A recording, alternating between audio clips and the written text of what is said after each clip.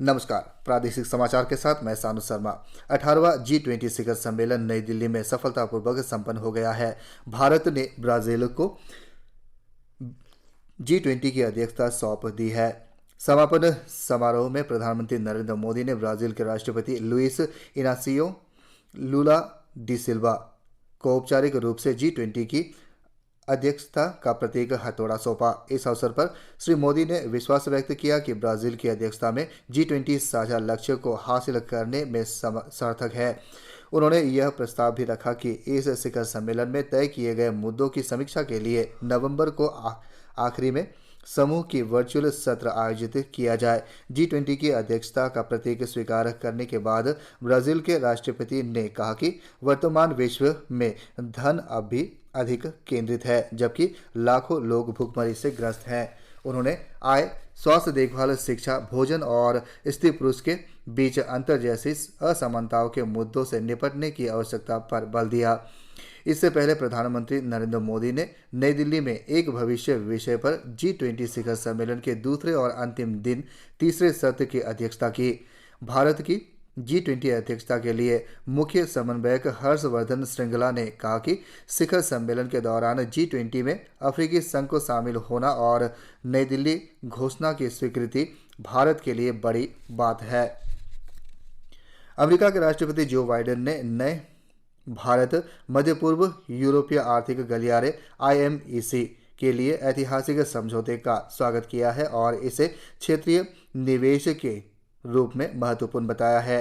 राष्ट्रपति बाइडेन ने social media x पर आज कहा कि यह परियोजना 2 महाद्वीपों के बंदरगाहों की दूरी कम करेगा और इससे व्यापार करना, स्वच्छ ऊर्जा निर्यात करना तथा विश्वसनीय स्वच्छ बिजली तक पहुंच का विस्तार करना आसान हो जाएगा। उन्होंने आगे कहा कि इससे केबल बिछाना आसान होगा और विश्व के समुदायों को जुड़ेगा।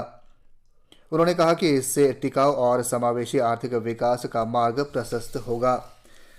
भारत ने कल अमेरिका और कई अन्य प्रमुख देशों के साथ मिलकर रेलवे और शिपिंग गलियारे की एक महत्वाकांक्षी बुनियादी ढांचा पहल का अनावरण किया, जिसका उद्देश्य वाणिज्य, ऊर्जा और डिजिटल कनेक्टिविटी को बढ़ाना है।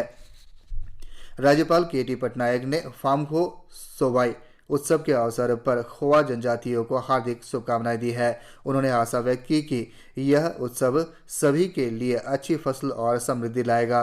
राज्यपाल ने अपने संदेश में कहा कि यह महोत्सव सदियों पुराने खोवा जनजातियों की सांस्कृतिक विरासत को संरक्षित करने का एक महत्वपूर्ण साधन है और पारंपरिक गीतों, नृत्य, अनुष्ठानों और कहानियों को एक पीढ़ी से दूसरी पीढ़ी तक पहुंचाने के लिए एक मंच प्रदान करेगा।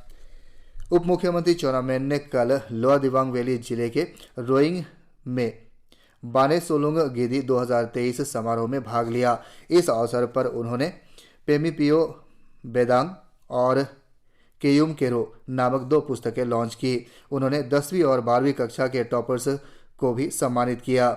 इस बीच ज्ञापन का जवाब देते हुए उप मुख्यमंत्री ने गिदी नोतको को अपग्रेड करने और चयनित स्कूलों में हाई मास्टर लगाने का आश्वासन दिया। लोहित यूथ लाइब्रेरी नेटवर्क का 16वां वार्षिक दिवस समारोह कल लोहित जिले के बम्बूसा लाइब्रेरी तेजू में आयोजित किया गया। इस अवसर पर अधीक्षक विद्युत वाई दोजी ने सभी से नेफा के दिनों से शुरुआती शिक्षकों से प्रेरणा लेने का आग्रह किया, जिन्होंने बड़ी कठिनाइयों से आज़ादी के तुरंत बाद शिक्षा शुरू की। उन्होंने रांगिया देलांग और मनोज कुमार गिरी को रंगनाथ पुरस्कार भी सौंपे। इस बीच स्वयंसेवकों, आकाशवाणी तेजू प्रश्नोत्तर विजेताओं, साक्षरता दिवस प्रश्नोत्तर विजेताओं और पिछले वर्ष के नियमित पाठकों के लिए योग्यता प्रमाण पत्र भी प्रदान किए गए। इसके अलावा मिडिल स्कूल के पाठकों 2022-23 के लिए सर्वश्रेष्ठ पुस्तकालय पाठक पुरस्कार अर्पिता कुमारी और अनुष्का कुमारी को प्रदान किया गया। मोरक्को में 6.8 की तीव्रता के भूकंप में मृतकों की संख्या बढ़कर 2000 से अधिक हो गई है, जबकि लगभग 1400 से अधिक लोग घायल हैं। इसी के साथ ये समाचार बुलेटिन समाप्त हुआ। नमस्कार।